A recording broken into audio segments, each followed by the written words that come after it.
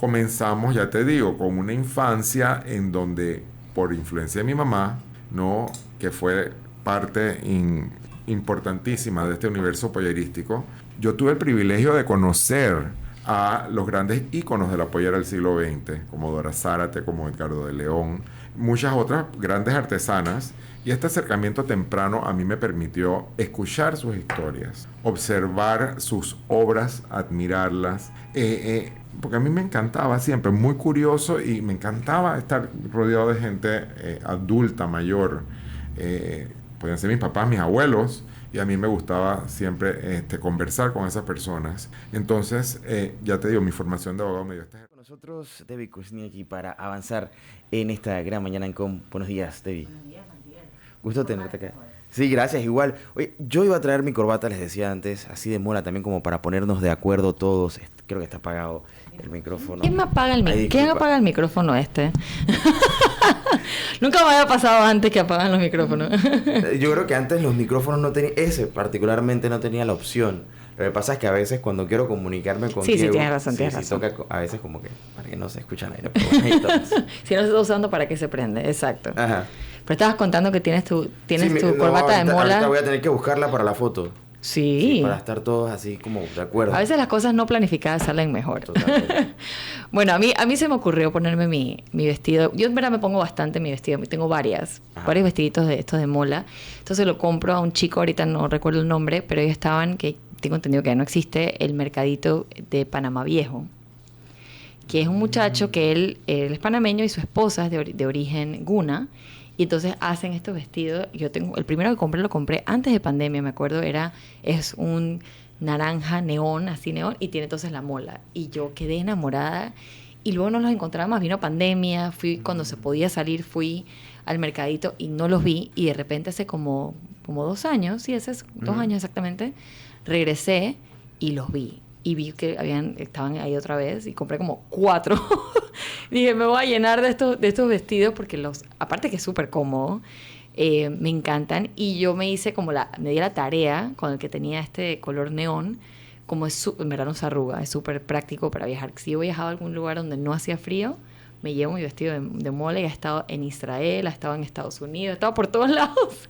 Y cada vez que me lo pongo, la gente me pregunta, obviamente, ¿y eso qué es? Y qué bonito, porque en verdad llama mucho la atención. Y digo, la gente utiliza vestidos así, solamente que, bueno, usted tiene la mola, pues. Es un trabajo muy meticuloso, es verdaderamente increíble la mola y muy dificultoso porque una mola tradicional como la tuya tiene capas y las capas van, exacto. Entonces ellos van abriendo la tela y van cosiendo hacia adentro, o sea, lo cual es muy, muy difícil. Es Exacto. hasta más difícil que la aplicación del talco, por ejemplo, en las polleras, es más difícil. Y bueno, esa voz que escuchan se ha vuelto también como una tradición. Hablando de tradiciones, yo me he dado cuenta que es una persona como de tradiciones. Y una tradición que tengo es que Rolando Domingo nos acompañe en el mes de noviembre en algún momento para hablarnos sobre todo lo que está en el momento, los libros, la información, las técnicas, los eventos que hay con el tema de la pollera. Bueno, ya Rolando les contará un poquito acerca de quién es, porque siempre hay una persona que está escuchando que quizás no ha escuchado antes, que no conoce, de tu trayectoria y cómo empezaste en este mundo, que tienes todo un mundo antes también. O sea, tú has tenido, mi mamá dice de mí que se ríe como 9 vidas, o sea, me has hecho de todo. Y bueno, obviamente una base muy importante de tu vida es esta, pero tú has hecho muchas cosas más. Bienvenido, Rolando. Bien, muchas gracias, Debbie, gracias por recibirme una vez más aquí en Radio Ancon. Y bueno, sé que nos están escuchando bastantes personas, sobre todo que tienen interés en este tema, porque compartí la invitación tuya a muchos grupos, así que saludo muy especial a Polleras de mi Tierra, al grupo de Polleras de mi Tierra, y también pues al de los diplomados, los egresados del diplomado de la pollera. Claro que sí. Cuéntame un poquito quién es Rolando. Bueno, Rolando Domingo es una persona que ha hecho muchas cosas, siempre orientadas todas, no es que he brincado de una cosa para otra. Yo quiero decir que yo soy abogado porque mi papá me pidió un título formal. Claro. Un título formal y inclusive hice una maestría en Derecho Internacional en Inglaterra. Wow. Pero creo que eso me abrió mucho las puertas al mundo y a ver otras cosas y a buscar puntos de referencia de nuestras cosas en grandes lugares donde tú puedes conseguir información.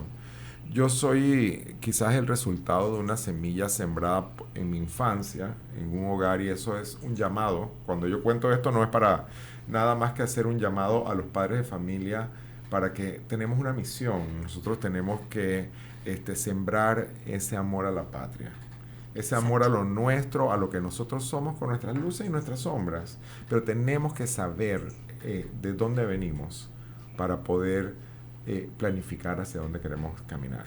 100%. Entonces eso es lo más importante y para mí ese valor a la patria era un valor esencial, ese amor a la patria era un valor esencial en mi familia. Mi familia es de origen poliétnico, mi papá era chino, segunda generación nací aquí en Panamá él, ya. Yo sería la tercera generación por mi lado, pues 50% chino y 50% panameño, puramente panameño. Y desde esas dos perspectivas, mis abuelos maternos con amor a su patria de origen y mis abuelos maternos y mis abuelos paternos con un agradecimiento hacia esa tierra que los acogió. Claro. ¿No? Entonces, mi madre, Alma de Domingo, que paz descanse, apasionada por la belleza de la pollera, dejó en mí una huella muy profunda para amar a nuestras tradiciones. ¿Tu mamá sí es de la ciudad de Panamá? Sí, mi mamá, la familia de mi mamá era tabogana.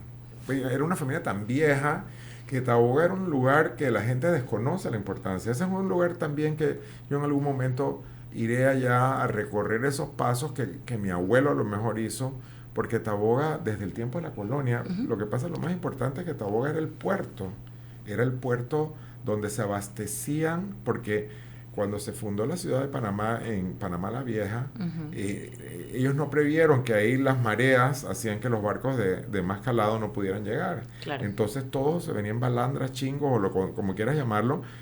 ¿Tú te imaginas lo titánico que era transportar las cosas de allá para acá, de acá para allá? Y el puerto era Taboga. Entonces en Taboga floreció toda una comunidad muy fuerte y era un sitio de veraneo. Cuando tú ves fotos de Taboga de principios del siglo, es impresionante. ¿Tú crees que es una cosa en Francia?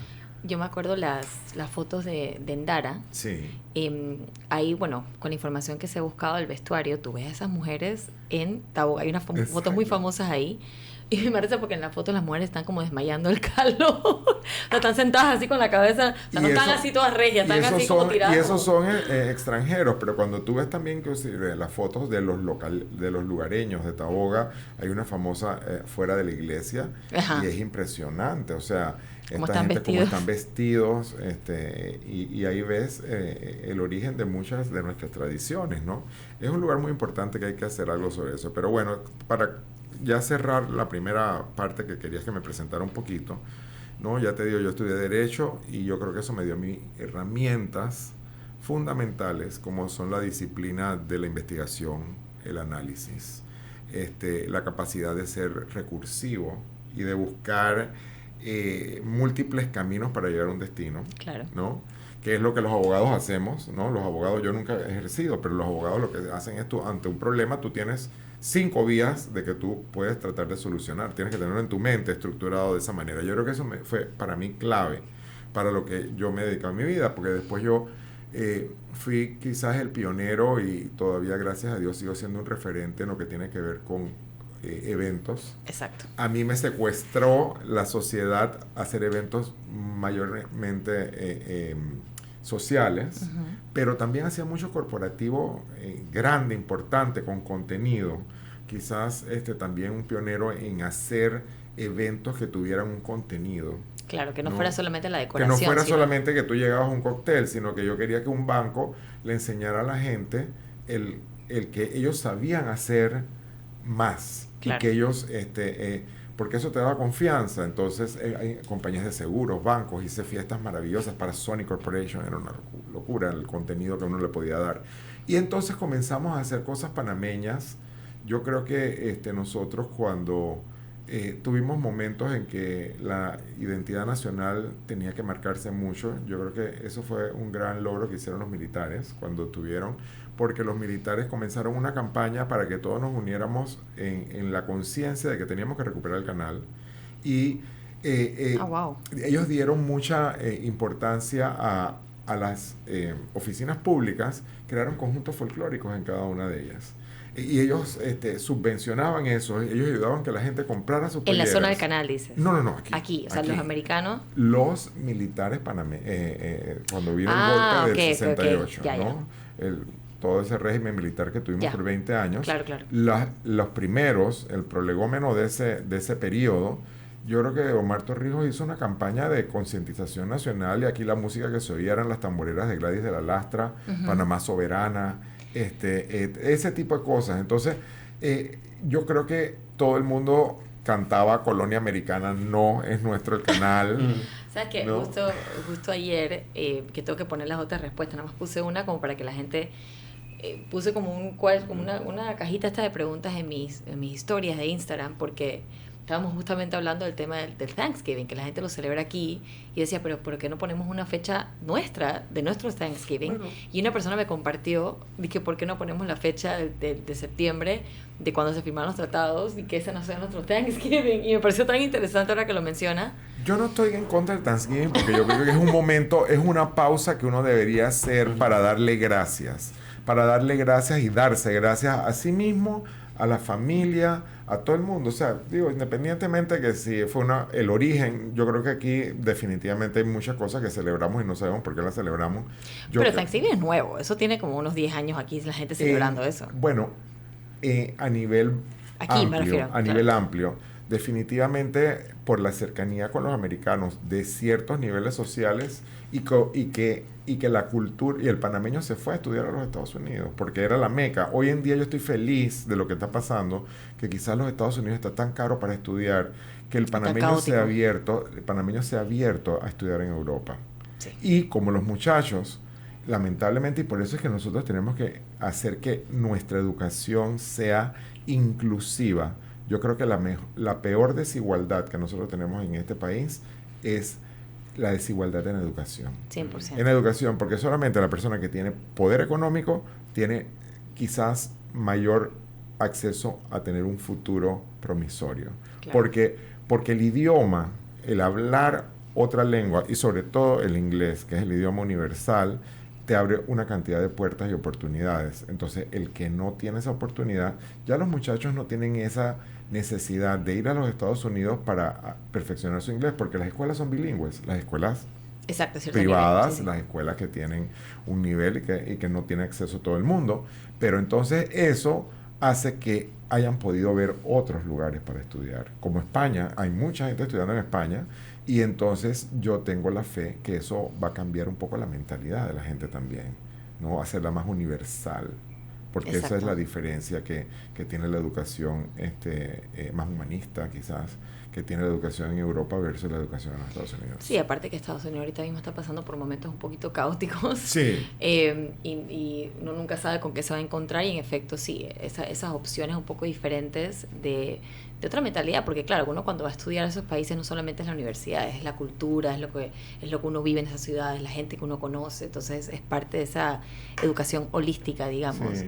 Pero bueno, lo decíamos, pero es justamente una chica, y Ale me comenta que en efecto se ha satanizado mucho la figura de Omar Torrijos, pero que en verdad en ciertas cosas él fue muy importante, obviamente, para esa parte nacionalista. Yo creo que todas las personas, y máximo los políticos, ¿no? Todos tienen su parte buena. Nadie es absolutamente bueno ni absolutamente Exacto. malo, ¿no? Yo creo que si nosotros, o sea, yo sé que la gente se rasga la vestidura, y yo no quisiera que este diálogo nuestro tan ameno se convirtiera en una cosa política, ¿no? Obviamente, pero básicamente te digo que yo creo que si nosotros, la cruenta dictadura, bueno, obviamente si a ti te mataron una persona en la dictadura, va a ser muy cruenta, pero cuando tú la comparas con otras regímenes militares que hubo en el área, niños de pecho, ¿no? Claro. Y ellos no es que nos los trajeron los extraterrestres y nos los pusieron, fueron producto de una situación insostenible, y le dieron grandes oportunidades a muchas mayorías que no tenían acceso a ciertas cosas. Entonces, bueno, dicho esto, yo creo que ha habido un renacimiento de importancia de la identidad. Yo te diría quizás por porque nosotros recibimos unas migraciones que yo pienso que a la larga han sido enriquecedoras. Claro que sí. Y nosotros tenemos que mirar hacia adentro y hacernos un examen de conciencia y aceptar que el nivel de muchas cosas, si se ha mejorado en el país, ha sido gracias por esta influencia que hemos tenido de migraciones más recientes, ¿no? Que tienen una cultura distinta a la nuestra. Nosotros, y estamos en un momento de inflexión que tenemos que replantearnos el refundar nuestra sociedad y los modelos hasta de los negocios. Panamá no se puede seguir vendiendo de la manera en que se vendía antes. Totalmente. De que este era un lugar, bueno, donde hay muchos bancos donde tú puedes venir a invertir. Este es un lugar, no, nosotros que se vendían compañías para que tú aprovecharas los beneficios fiscales que tenían. No fuimos nunca un paraíso fiscal, pero sí, teníamos, pues, como muchos lugares del mundo lo tienen, pero hoy en día nosotros tenemos que dar real conciencia de que tenemos un potencial enorme. Tenemos una posición geográfica envidiable que nadie nos va a poder quitar, pero tenemos que potencializar eso, y no solamente es un lugar para que sirva de conexión y tránsito, sino que cuando la gente hace ese tránsito, descubra la riqueza que nosotros tenemos. Exactamente. Cuando yo hablaba el otro día, Debbie, con una persona, y esto lo vas a sentir tú, y yo que tengo tanto contacto con la comunidad judía de Panamá, o sea, yo creo que aquí en Panamá ver que hay una comunidad judía ortodoxa que cumple con todos esos estilos y maneras de vivir una fe, y que es tolerada con absoluto respeto, en el sentido de que tú ves montones de personas caminando los viernes y los sábados, y nadie se le ocurre bajar la ventana y gritarles algo o hacer un acto de violencia. 100%. No, al contrario, la gente, o sea, es algo común, normal. Cuando tú ves en las tardes a las niñas musulmanas vestidas, cubiertas, yendo al madrazo al estudio del Corán, y nadie se mete con ellos.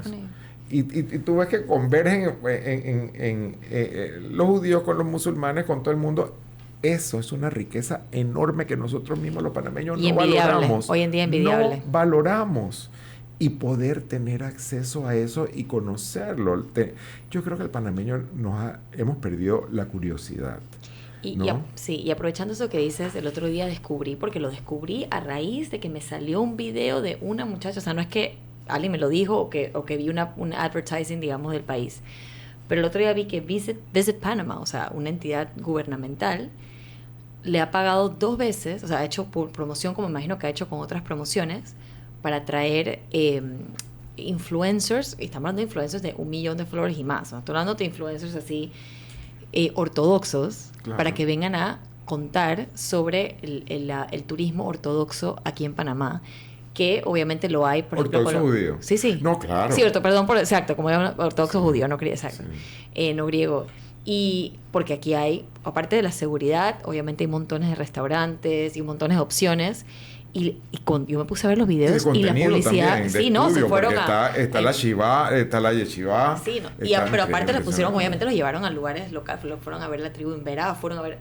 Y qué bonito esas muchachas hablaban sobre Panamá, y obviamente eso es turismo importantísimo, porque aquí en enero, por ejemplo, que ahí como ellos tienen, digamos, unas vacaciones, creo que hace 2 años, si no me equivoco, el estudio dijo que vinieron 20,000 personas de diferentes partes de Estados Unidos a hacer turismo aquí, por las posibilidades que hay de comida kosher, por ejemplo, que es tan fácil y es tan accesible, y la gente queda en shock, porque se quedan, digamos, en los hoteles cerca del área y van a pasear, porque sí se van al interior del país, o sea, que llevan dinero al interior del país, van a ver las playas, van a hacer paseos, van a Gamboa, van a todos lados, pero al quedarse aquí en la ciudad de Panamá, tienen todas estas opciones de gastronomía, aparte de los supermercados, y eso es una opción de turismo súper valiosa para nuestro país, que le vende y única. No, o sea, eso no lo encuentro más que... Tiene, creo que per cápita más que Nueva York, o sea, es una locura, y 100%, ¿sabes? Kosher, ¿no? Exacto, ¿no? Como... Y eso, y me pareció tan interesante, porque son cosas que quizás, y vuelvo y recae, o sea, el gobierno, honestamente, los últimos gobiernos han tenido unas campañas de comunicación y PR desastrosas, que no cuentan ni la mitad de las cosas que realmente pueden haber hecho, Bueno, nuestro presidente se hace sus... sus La todos conferencia los los jueves, jueves. exacto, correcto. que eso es... Pero digamos que las cosas que puede llegar a hacer el gobierno, que muchas veces ni nos enteramos, que te lo juro que la única razón que me enteré es porque me salió el video de la señora. O sea, no es que a mí alguien me lo dijo, que lo vi en una publicidad. Claro, no van a ponerse a publicitar esas cosas por todos lados, pero me pareció súper válido Sí, y bueno. súper interesante, porque en verdad es una opción de turismo nicho, porque obviamente es nicho, pero muy valiosa. Y así me imagino que harán con otras cosas, no creo que Claro. solamente lo harán Yo con creo eso. que es importante que todos nos montemos en el mismo bote y no nos sintamos que, bueno, el gobierno hace, o sea, yo creo que todos los panameños, aquí tenemos que montarnos tenemos- todos, todos juntos. tenemos que reinventarnos. Nosotros tenemos una ciudad que tiene una estructura, bueno, no sé, a mí me gustaría que tuviéramos menos edificios altos, pero bueno, ya los tenemos, pero no nos basemos en que, ay, mira que los edificios, no, señores, contenido, para nosotros mismos. Tenemos No todo un el mundo montón. tiene la posibilidad o sea, tenemos que dispersar esos intereses a lo largo del año.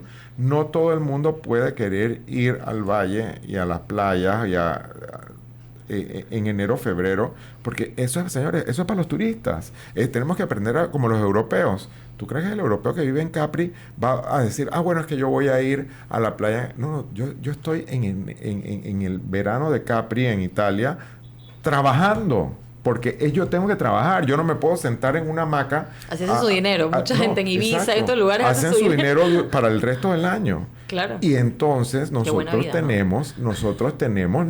tenemos entonces que motivarnos a llevar a nuestras familias quizás en mayo a ver, a pasar un fin de semana en el Valle Antón, porque tienes muchas mejores ofertas, muchas mejores tarifas en los hoteles, porque en enero, febrero y marzo estás compitiendo con el turismo de alto nivel. Claro. Entonces, yo creo que, mira, yo este año organicé una locura, pero fue muy exitosa, una cosa que se llamó el Festival de la Lluvia. Celebrar la lluvia. Qué maravilla En el Valle, ¿no? en el Valle de Antón. Ver los colores. Y a mí me cambió el chip. Yo que tengo una casita en el Valle, seguía lo que decía mi suegro, que nosotros que en los meses que terminan en bre, uno no iba al Valle. Porque O sea, imagínate, noviembre, diciembre. septiembre, octubre, noviembre, Noviembre, diciembre, diciembre. 4 meses que no se iban. Entonces, ¿de qué van a vivir los valleros? Entonces, Mystery. tú tienes que... Mira, cuando empecé a ver los verdores, mi jardín, que generalmente lo ven en verano así, luchando por sobrevivir, por el sol, a pesar del clima es rico y todo, pero de todas maneras, pues, los verdores. O sea, y ya, mira, a mí se me quitó el chip de la lluvia. Si llueve, no importa, ve preparado para la lluvia. Claro, o ten que juegos de tengas tu mesa paraguas, y no sé tienes qué, no sé ten qué. tu- O sea, tu- hay una cosa increíble. Pero bueno, yo creo que tenemos que aterrizar en la pollera, porque si no nos vamos a quedar hablando. No siempre nos Tú sabes pasa. que tú y yo, nosotros no podemos quedar hablando toda la distancia. Pero bueno, ¿cómo ha sido? Tú me preguntabas de cómo ha sido mi recorrido en la investigación y escritos. Bueno, comenzamos, ya te digo, con una infancia en donde, por influencia de mi mamá, ¿no?, que fue parte importantísima de este universo pollerístico, yo tuve el privilegio de conocer a los grandes íconos de la pollera del siglo XX, como Dora Zárate, como Edgardo de León, muchas otras grandes artesanas, y este acercamiento temprano a mí me permitió escuchar sus historias, observar sus obras, admirarlas, porque a mí me encantaba siempre, muy curioso, y me encantaba estar rodeado de gente adulta, mayor. Podían ser mis papás, mis abuelos, y a mí me gustaba siempre conversar con esas personas. Entonces, ya te digo, mi formación de abogado me dio estas herramientas de estructurar investigaciones, de analizar detalles, de cruzar información. Y yo llegó un momento en donde tengo que darle reconocimiento a mi amigo Raúl Arango, que me dijo una vez, ¿por qué no hacemos algo sobre la pollera? Tú que te gusta tanto esto. Él me decía, yo no sé de pollera, pero me parece divino. Y yo le dije, mira, ¿sabes una cosa? Esa es tu vena patriota, que hay, él es nieto de Roberto F. Chiari. Ah, claro. Y entonces hicimos este libro junto con Shoshana Levy. Nos unimos dos grupos que estábamos investigando, y así salió el nombre del gran libro de la pollera, porque yo le dije a Shoshana, ¿por qué en vez de estar los dos compitiendo uno con otro, hacer una publicación, prácticamente va a salir a la vez, no nos juntamos y hacemos un gran libro. Comunidad. Y yo creo que ese gran libro de la Pollera es insuperable, pues porque son dos grupos trabajando muy duro para hacer este libro. Se vendieron 5,000 copias de ese libro, que o sea, es un récord aquí en Panamá Editorial. Por eso quizás es difícil reeditarlo, porque, o sea, ¿cuántos más vas a vender? Porque no es un libro tampoco que se puede regalar porque pesa 16 libras, una cosa así. O sea, son 2 tomos gigantescos. Bueno, pues es un libro como para tener de... Pero de referencia. Claro. Hermosamente editado como si fuera un coffee table book, pero verdaderamente es un libro de referencia. Entonces, a mí me encanta verlos en los talleres de joyería, que los tienen las fotocopias o los mismos libros deshojados, las páginas, como un catálogo, la gente pide de ahí cosas, ¿no? Entonces, yo creo que ahí fue la primera vez que publiqué esto. Después he publicado 3 libros, un folleto y 2 libros más. Y el último libro se llama La Pollera Revelada. Quiero decirles que los que nos están escuchando, yo no sé cómo Debbie lo va a organizar, pero traje un ejemplar de ese libro. Para regalar. ¿No? Para regalarlo. Ese libro tiene generalmente un costo de $150 porque es un libro que, aparte de las 363 páginas que tiene de textos y fotografías, tiene 21 horas de videos, una producción increíble, en donde hay 21 horas de videos adicionales, más que una serie de Netflix, y tú accedes a través de los códigos QR. Además, yo dije, mira, yo he hecho tantos lanzamientos en mi vida que no voy a hacer ningún lanzamiento para este libro. Lo que yo me voy a gastar en un lanzamiento del libro, yo dije, ¿sabes qué? Yo lo que voy a hacer es que voy a poner un código QR con el número de cada libro, y cuando se vendan los primeros 1,000 ejemplares de este libro, nosotros vamos a rifar una pollera con todos sus accesorios. La pollera ya está lista. Y ese libro resultó ser un homenaje a mi mamá, el último homenaje que yo le pude hacer. Ella estaba tan ilusionada con el libro, ella me escribió el prólogo del libro, y es en la portada está una pintura que le mandé a hacer a ella de... ¿Te acuerdas? Hace un año me mostraste el prototipo. Sí, con el pintor Ricardo Selma, que es un pintor que es comisionista del Papa Francisco. Le ha pintado como 6 cuadros al Papa, espectacular. Y él pintó el retrato de mi mamá en pollera. Y parece una fotografía. La gente dice, pero qué buena esa foto. Pero es una pintura. Es una pintura. Entonces, bueno, este libro tiene... Lo puedes ver en YouTube, después lo ven bien. Este libro tiene este boleto.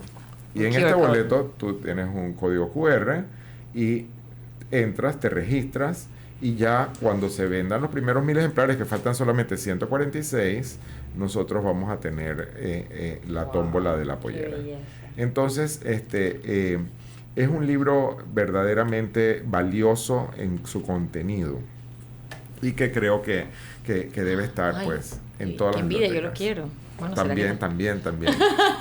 Qué maravilla. Y bueno, yo tengo uno de tus libros que me encanta, que lo saco todos los 9 de enero, que es de la historia del 9 de enero. Que yo me acuerdo la primera vez que yo lo publiqué hace tiempo. Eso fue porque sí, nosotros lo conocemos hace muchos años. En verdad, la primera vez que fui a grabar algo contigo, que bueno, sé que ya nos tenemos que ir al cambio comercial rapidito, fue para hablar del tema de la Navidad, porque tú tienes en tu casa toda esta maravilla históricas de Navidad, y me mostraste este libro, porque esto fue en diciembre y el 9 de enero, y me acuerdo que lo publiqué en Stories, y la cantidad de gente dije, pero yo no entiendo, yo no conocía ni la mitad de esta historia del 9 de enero, que es tan interesante. Bueno, esa es una joya creada por el doctor Omar Jaén Suárez, que ahora mismo estoy terminando la edición de su libro de reflexiones sobre Panamá y su destino. Oh, wow. Que es, para mí, el libro que todo panameño se tiene que comer, porque te enseña todo. Tiene 7 temas, y esos 7 temas nos cuentan la historia de Panamá, nos cuentan todo, hasta inclusive todo lo que tiene que ver con las relaciones internacionales, de lo que hemos tenido y lo que debemos tener, y cómo nosotros debemos presentarnos al mundo. Yo creo que es una de las grandes mentes. Ayer grabamos un video, porque nos tenemos todos que virtualizar, que volver a las nuevas formas de comunicación, y grabamos un video de él, y yo estaba arrobado cuando yo escuchaba un genio como hablando. yo decía, pero es que nosotros tenemos que hacer una serie de grabaciones del doctor Omar Jaén. Tiene 81 años, está con su mente súper clara, súper bien de salud, pero de todas maneras no somos eternos. Pero ese pensamiento tiene que convertirse en eterno, porque ya te digo, gracias a Dios ha sido considerado para ser parte de un comité de relaciones exteriores, porque la visión de un hombre como este, que es un académico de la Academia de Historia y Geografía de Francia. O sea, hay 7 personas en el mundo que no son franceses que forman parte de esta academia. Y nosotros tenemos un panameño aquí. Qué maravilla. Y tú no tienes idea lo difícil que muchas veces ha sido, por ejemplo, esta nueva edición del libro es para que ese libro tenga un costo muy bajo y pueda acceder todo el mundo. Y entonces estamos haciendo inclusive una versión electrónica para que eso se difunda enormemente. Porque maravilla. Eso tiene que ser la base de la enseñanza del pensamiento de los profesores en las escuelas, porque tenemos que dejar atrás los mitos y las leyendas. O sea, nosotros repetimos las cosas sobre Panamá y entonces es que Colombia nos tenía abandonados porque no, eso no es verdad. Colombia no nos tenía abandonados. Colombia estaba hecho un desastre porque venía una guerra de 3 años que estaba destruida Colombia misma. Entonces no era que nos tenían a nosotros abandonados porque no nos querían o porque no. Pero bueno, ellos estaban negociando lo mejor para Colombia en ese momento y nosotros éramos parte de ellos. Después los americanos se dieron cuenta que podían irse por otro lado y nosotros teníamos ansias de convertirnos en una república independiente y eso pasó. Pero tenemos que saber por qué. La historia correcta. La correcta. Bueno, nos vamos, repito, un cambio comercial. Y volvemos con polleras. Lo con polleras, sí, con polleras. Exacto. Estamos en sonido humano. Que ahí lo metemos. Y la verdad es que te escucho hablar sobre este personaje y tenemos tantos personajes interesantes en nuestro país, pero creo que caemos en lo mismo de que hemos siempre hablado en el programa, y es que siento que nosotros como panameños, y lo mencionabas al inicio del programa, estamos en una época, en un momento de inflexión de realmente aterrizar quiénes somos y hacia dónde vamos. Por eso ese libro que estás editando es tan importante, porque como panameños y para los panameños del futuro es importante tener eso presente. Tanto la parte folclórica de lo que fue y hacia dónde va, como también la parte, obviamente, cómo se conecta con la historia y con todo lo que viene con la historia, porque la historia obviamente se permea en todo, se permea en lo que pasa políticamente, socialmente, económicamente, culturalmente, la economía creativa, que es tan importante, claro, incentivarla y cultivarla, porque cuando tú hablas del futuro y cómo nos tenemos que ir viendo, esa parte de nosotros crear y nosotros tener cosas para exportar al mundo y mostrar al mundo es imperativo. Tú me preguntabas sobre qué ha sido lo más especial al aprender y escribir sobre la pollera y su historia. Bueno, yo te diría que lo más especial ha sido descubrir cómo la pollera conecta a las personas con su identidad. Cómo la pollera, en el momento en que manipulada del traje del pueblo, manipulada por los dirigentes del momento, por los políticos y dirigentes del momento, en donde querían crear ese sentimiento de identidad nacional que nos hacía falta, porque nosotros nos hacemos país y nos llega una inundación de gente de todas partes del mundo. Exacto. Para construir el canal. Claro que sí. Entonces, cuando ellos quieren que nosotros soñemos y nos demos cuenta que somos un país, y comienzan a crear edificios icónicos y comienzan a organizar la sociedad panameña, ¿ok? Entonces ellos buscan algo que aglutine a todo el mundo, y son los carnavales, y en los medios de los carnavales deciden que ellos van a exaltar esa raíz hispana criolla que nosotros tenemos, que era lo único que nos podía unir un poco, ¿no? Porque era un pasado, el único pasado como en común que nosotros podíamos tener. Sí, porque, digo, si nos hubiéramos ido a los originarios, había gente que decía, bueno, yo no soy indio, pues yo vine de afuera. Entonces todo el mundo, y agarraron esas tradiciones vernaculares, las idealizaron, y de ahí salió la pollera. Esa fue la historia verdadera de la pollera que nosotros hoy admiramos. Hay miles de clases de pollera que son auténticas y que se mantienen en su manera, las están rescatando, porque ya nadie usa eso, obviamente, pero digo, pero esa pollera que nosotros admiramos, esa pollera que toda mujer sueña con vestir en algún momento, ¿ok? Que tiene esas labores de labores corridas hechas en aguja, que tiene todos esos complementos y accesorios. Esa pollera nace como un símbolo un signo de identidad en un momento preciso que se puede dar, que había esta necesidad de crear esa identidad. Y es tan bella que cómo es posible que entonces, primero que todo, todas querían vestirla y por otro lado, los hombres, todos los admirábamos y la pollera está revestida de esa majestad. Cuando tú ves una empollerada, puede ser un tumulto en las 1000 polleras de una persona que está tratando de llegar al desfile y llega esta empollerada y tú ves que le abren paso. La gente le abre paso. Yo nunca, digo, yo sí sé que hay gente que le han robado las prendas de polleras en su casa y eso, pero yo, que haya oído yo que a una mujer le hayan arrancado los collares de cosas, no, porque la gente tiene un respeto con eso. Es un fenómeno que a mí me gusta mirar cuando llega una empollerada y llega a un lugar. Y llega a un lugar y cómo llama la atención. Y decías que, bueno, lo del carnaval es 1914, ¿no? Cuando fue la... 1915. 1915. María Esther Arango de Rosemena. Que viste, digamos, la reina de carnaval con su corte, que viste la pollera por primera vez de una manera así de gala.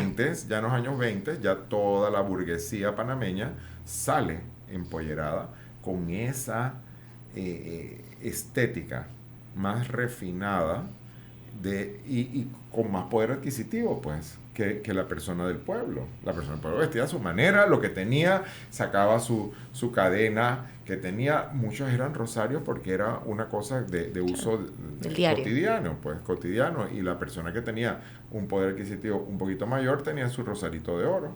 Claro, porque eso es algo que hemos conversado, que me parece súper interesante y que ahí es donde hay como esa delgada línea entre lo que es la indumentaria y lo que es el vestimenta más, bueno, folclórica, histórica.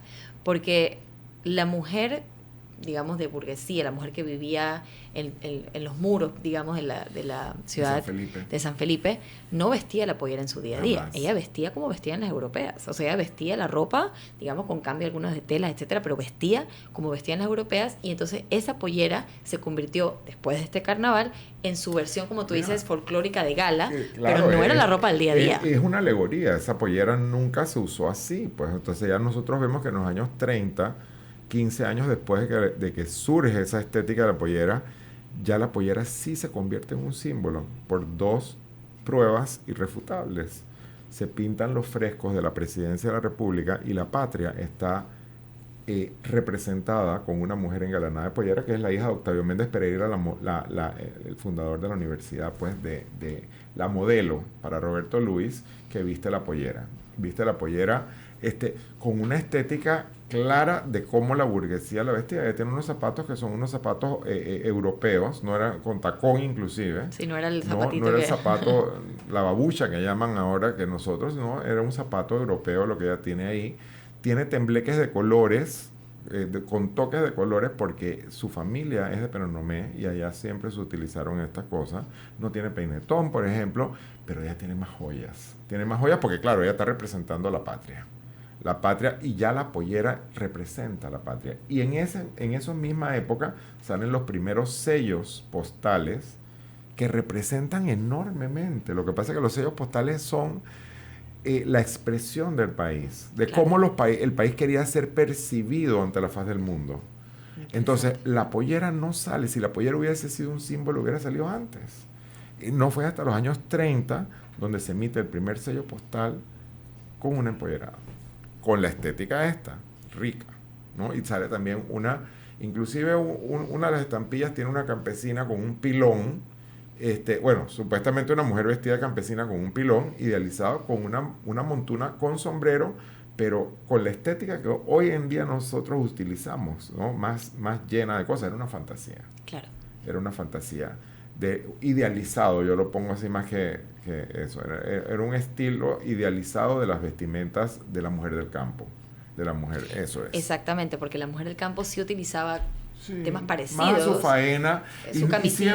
Y siempre fue un vestido, claro, todo el mundo usaba pollerón porque nadie usaba la mujer no usaba pantalón. Era la época, no se podía. No, la gente dice que la basquiña sí, porque todo el mundo entero, no solamente Europa y eduardiana. Exacto. La basquiña es eduardiana, o sea.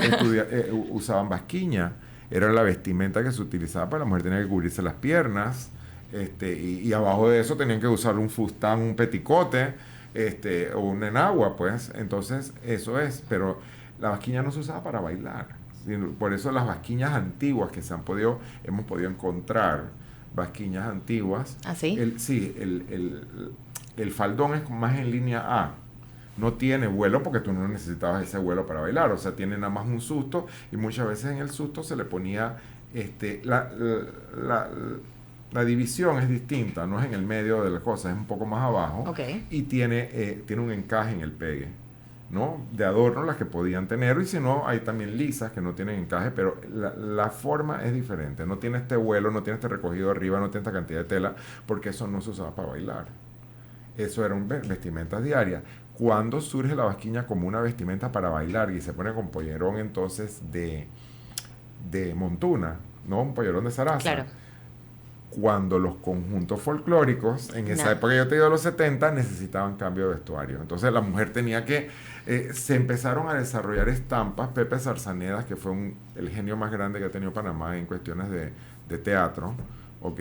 Y Héctor Hooper fundan el Ballet Folclórico Nacional, y viene una señora que todo esto yo lo conocí gracias a Jaime Ingram, otra de las grandes figuras que nosotros Exacto. tenemos, que le debemos, la patria le debe un homenaje como Dios manda al padre de la cultura panameña, o sea, de la noción de la cultura panameña del siglo XX, se llama Jaime Ingram.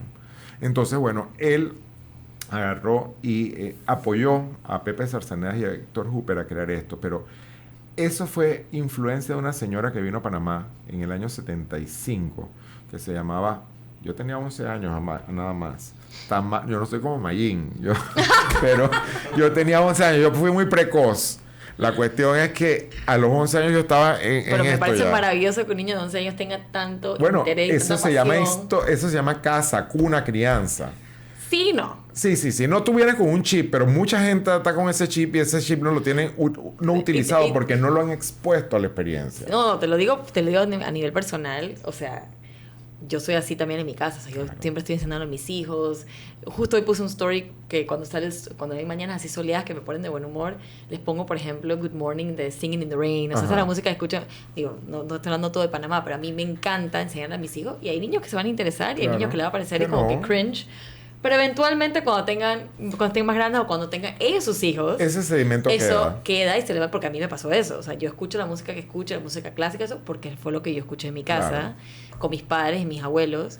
Y yo creo que eventualmente sí, pero no todos los niños son así. No todos los niños tienen esa pasión desde chiquititos. Hay unos que superan hasta a sus padres. Sí. Hay niños que inclusive a sus padres los estimulan y los llevan a averiguar porque ellos son los que tienen esa inquietud. Claro. Bueno, viejas, pues. había esta señora que se llamaba Tamara Taislines, que era rusa.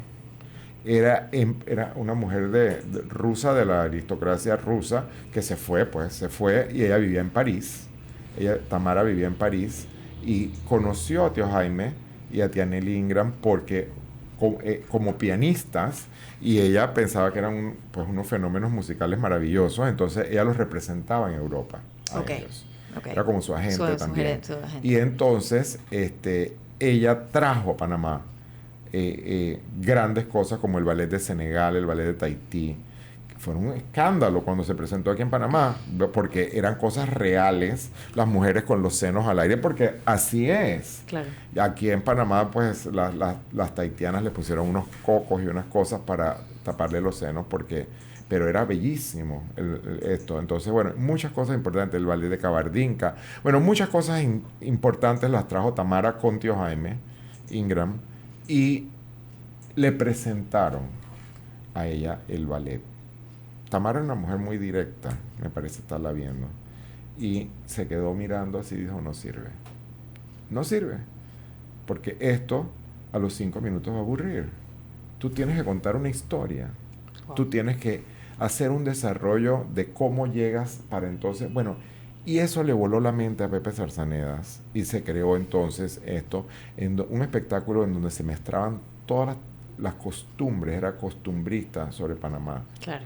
Y ahí comenzaron entonces a crearse que estos vestuarios tenían que hacer algo de la faena, de la vida diaria del campesino y después llegar a la fiesta. Pero mostrar estas cosas, mostrar la serenata, mostrar las procesiones, mostrar todo esto que acaba ahora una persona muy meritoria que se llama Aris Acosta, acaba de presentar un espectáculo que se llama Tradiciones y Leyendas de Panamá.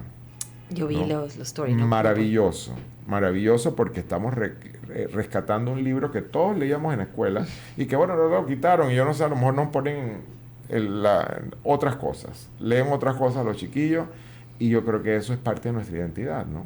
Todos esos cuentos de cuando iba en el interior uno se moría de miedo porque la tulivieja, la no sé qué, todas esas cosas, pero bueno, eso ahora, eso hay que revivirlo porque eso cuenta también valores y principios. ¿Por qué la tulivieja se convirtió en la tulivieja? Porque, bueno, desobedeció, porque no abandonó a los hijos. Bueno, a lo mejor son machistas, parte de la época.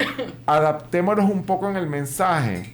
Y digamos que los dos, que el marido de la tulivieja también anda por ahí porque estaba borracho y cualquier cosa.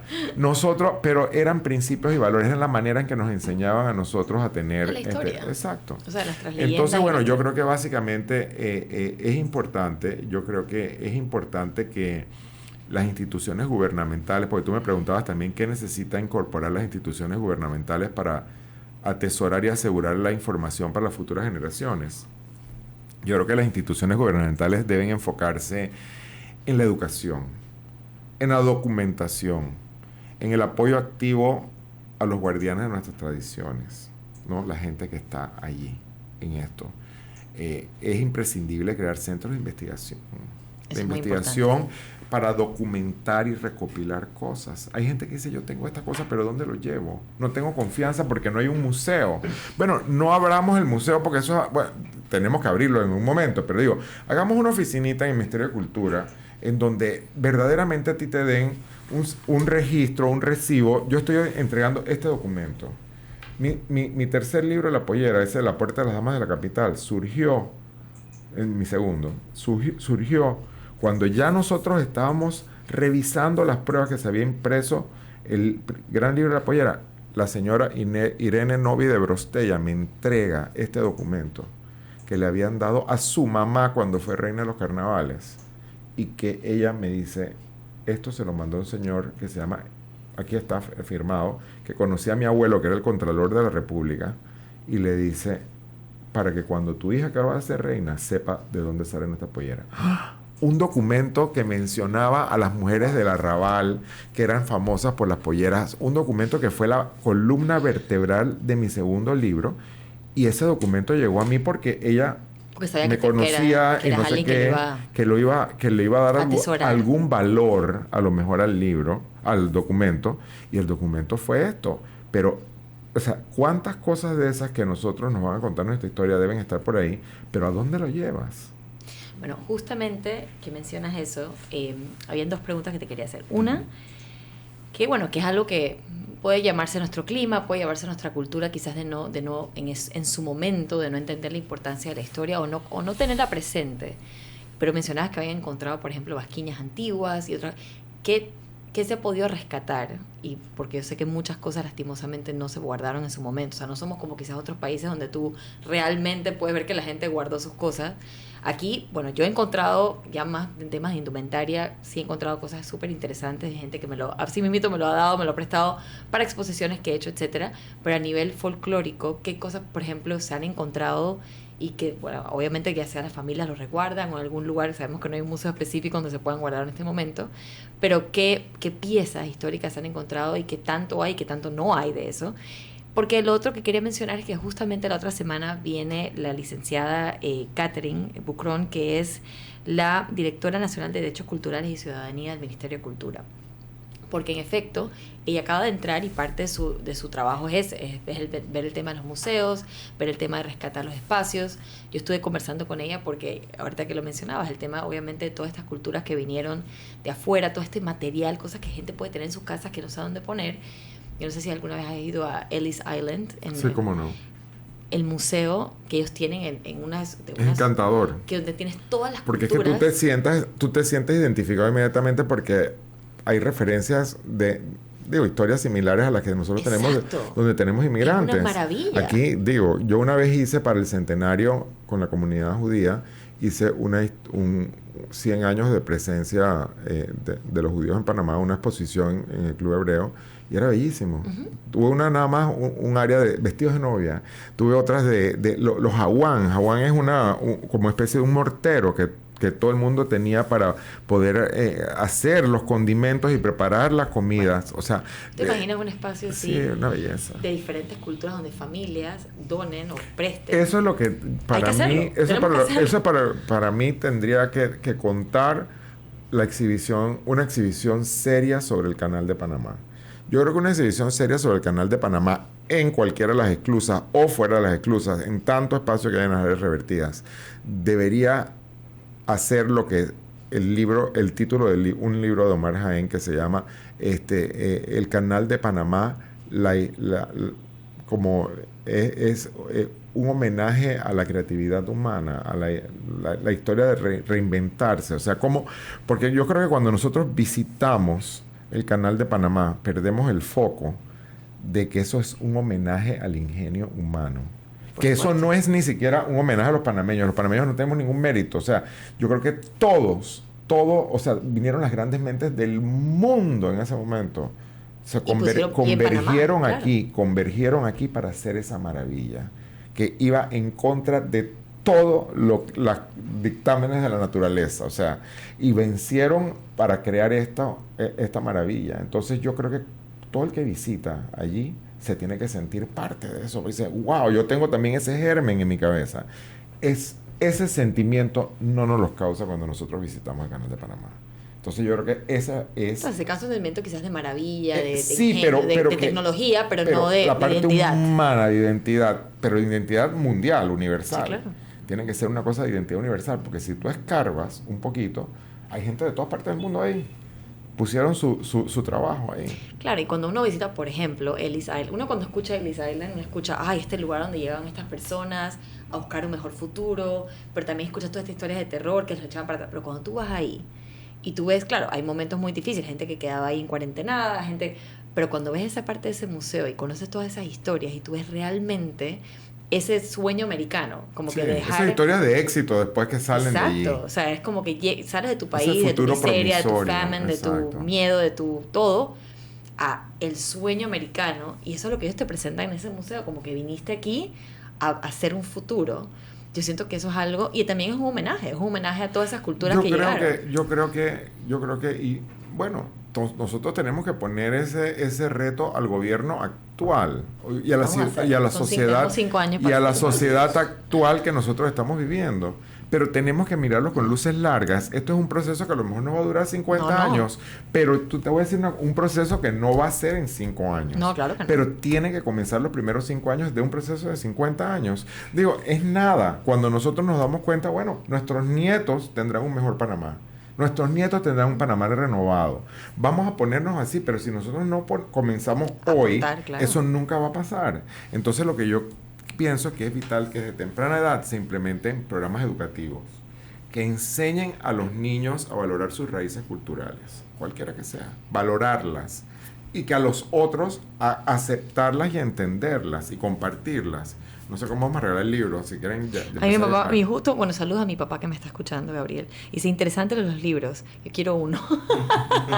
Mira, se necesitan cooperativas que les permitan adquirir materias primas de calidad a las artesanas, porque la gente desconoce sobre telas. Yo tuve conocimiento sobre telas porque mi tío era Fermín Chan, y en esa época en la fábrica de Fermín Chan se confeccionaban todos los uniformes de Panamá, y aparte de los uniformes vendían las sábanas y estas cosas. Entonces llegaban vendedores de Canadá, de todas partes del mundo, a ofrecer cosas, y yo pegadito a mi tío Fermín, que era mi padrino, me agarraban y me tocaban, tocábamos las telas, y esto es percal, esto es no sé qué, y aprendí mucho de telas. Claro.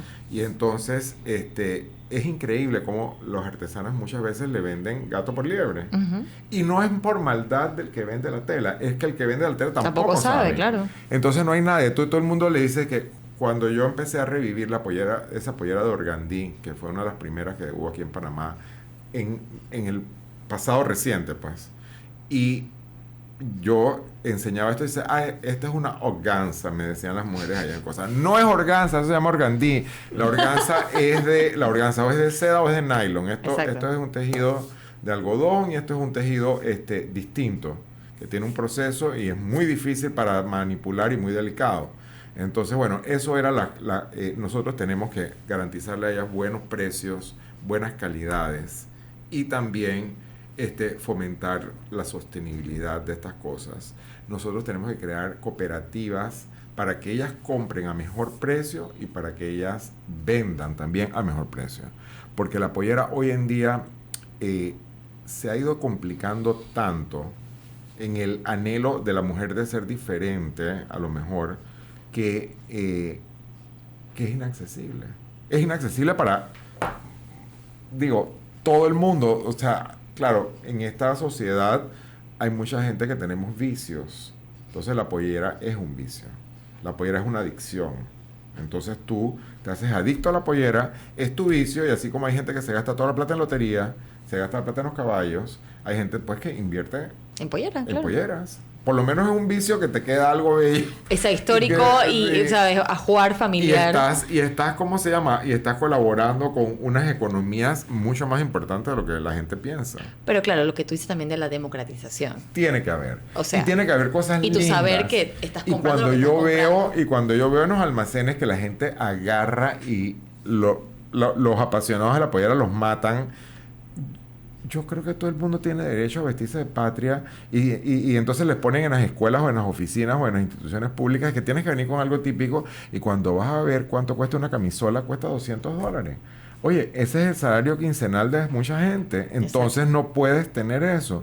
Y cuando una empresa vende, un comercio vende algo que tiene una influencia folclórica, entonces la gente le da palo porque están matando a los artesanos. No, yo creo que sí. Y yo les pido, les ruego, si nos está escuchando alguien de esos comercios que venden estas cosas, yo con mucho gusto voy y les digo, miren, vamos a hacer esta cosa de esta manera así, porque entonces viene una cosa, pero es un invento, entonces eso va Claro, una cosa es cambiando. democratizar y otra cosa es cambiarlo Sí. por el propósito de venta. O sea, son Exacto. dos cosas diferentes. No, y entonces que bueno, eso viene con el tema de regulación. o de mal gusto hacen una cosa, o sea, esa tela que impresa pollera, que gracias a Dios está cada vez desapareciendo más porque hay una campaña que es horrible.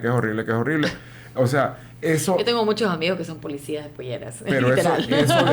eso debería, por lo menos, si quisieron imitarlo, tener las dimensiones adecuadas para poder confeccionar una pollera con esa tela. Que no es necesario, porque no es más barata que otras telas donde tú puedes hacer una pollera que te quede preciosa.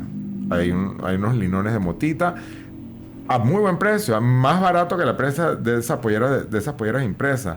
Hay también de puntitos impresos que son más baratos que el linón de motita. Entonces hay muchas formas.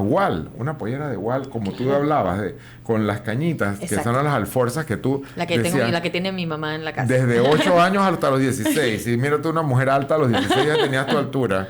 Imagínate tú. Entonces, bueno, yo creo que eso te dura toda la vida. Entonces, ¿para qué invertir? El vestido es caro de por sí. Porque cuando tú necesitas 8 yardas o 10 yardas, de acuerdo a la altura y el grosor de la mujer, para crear un vestido, tú tienes que coser esas 10 yardas de tela No, claro. en tramos. Entonces, multiplica eso a lo que tú vas, la costura, el pedal que tú le metes a la máquina. Y aparte de eso será esa máquina, ¿no? Obviamente, la cantidad de encaje, así sea encaje de 50 centavos la yarda, que sea de nylon. Vamos a decir, pues lo más barato. Multiplícalo por 10, multiplícalo todo por 10. Más el trabajo, más el pues la trabajo, mano de obra, más que la mano de obviamente obra. Entonces, es caro. Entonces, hay que hacer talleres. Es una inversión. Pero hay que hacer talleres para enseñar a que la gente lo haga. Mira, la cantidad de gente. Sí, aquí está nuestro Diego, nuestro productor, aquí dándole algo porque tenemos que irnos al cambio comercial. Rolando, si tienes Yo ni tiempo, miro nos para podemos allá. quedar más tiempo. Claro porque que aquí tengo tenemos, tiempo. Perfecto. Aquí continuamos entonces en la mañana con más de esta información súper interesante porque siempre hay mucho de qué hablar.